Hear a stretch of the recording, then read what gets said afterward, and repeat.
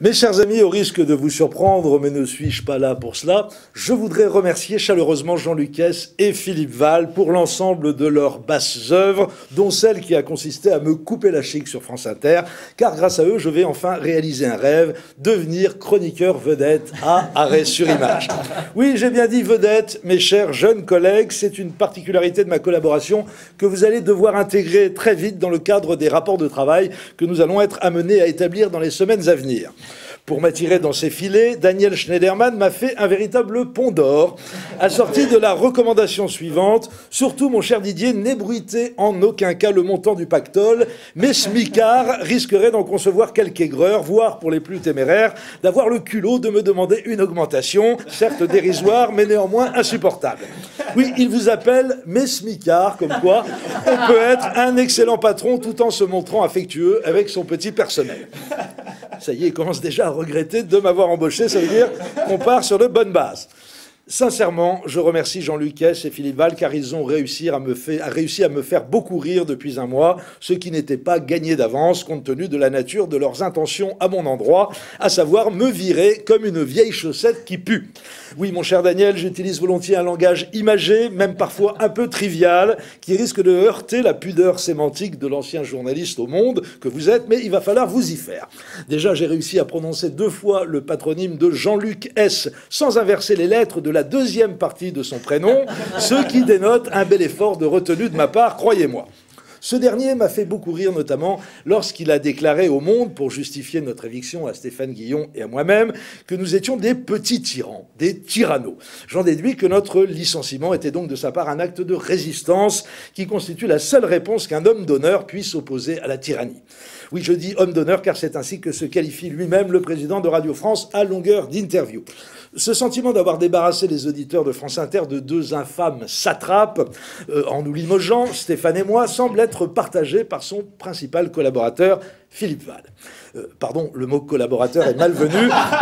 Philippe Val pourrait en prendre ombrage. Il est très pointilleux sur les questions de vocabulaire. On va dire son acolyte.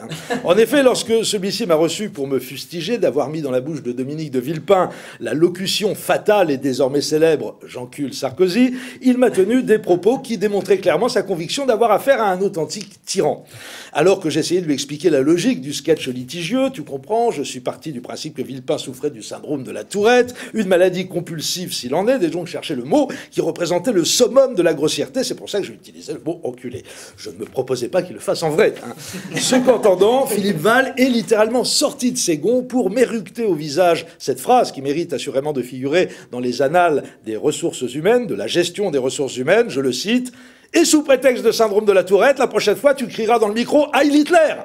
Alors là, je dois dire, c'est authentique, que j'ai eu du mal à ne pas éclater de rire. Effectivement, les mots « petit tyran » utilisés par M. S étaient très en dessous de la vérité. C'est un authentique nazi que vous avez en face de vous, mes amis. Oui, mon cher Philippe, je vous propose de négocier un compromis. Si je vous écris un sketch mettant en scène Goebbels en train de hurler « J'encule Hitler », est-ce que vous me réintégrez Mais là où Jean-Luc Hess et Philippe Val m'ont fait le plus rire, et des milliers d'auditeurs de France Inter en même temps que moi, c'est lorsqu'ils ont expliqué que notre licenciement à Guillon et moi n'avait absolument rien de politique, aucun rapport, c'est un pur fantasme. Là, pour le coup, je me suis exclaffé de bon cœur. De même, si quelqu'un de très bien informé me révélait dans le creux de l'oreille que depuis plusieurs semaines, Philippe Val se rend tous les mercredis au domicile de sa grande amie Carla Bruni Sarkozy pour l'aider à écrire son prochain album, ou encore que, contrairement à ce qu'il a raconté partout au cours de ces derniers mois, Jean-Luc Hess a fait le déplacement de l'Élysée à l'Élysée à de nombreuses reprises et qu'il est littéralement tombé sous le charme de celui qu'il a nommé à la tête de Radio France, eh bien, si j'apprenais ça, je ne le croirais pas une seconde et j'éclaterais de rire au visage de mon interlocuteur.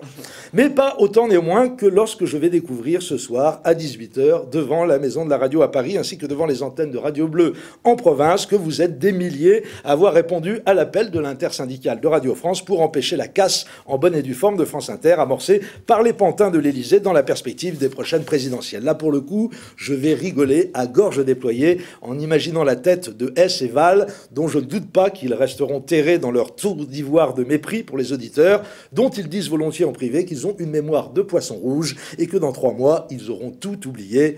Prouvez-leur le contraire. À jeudi.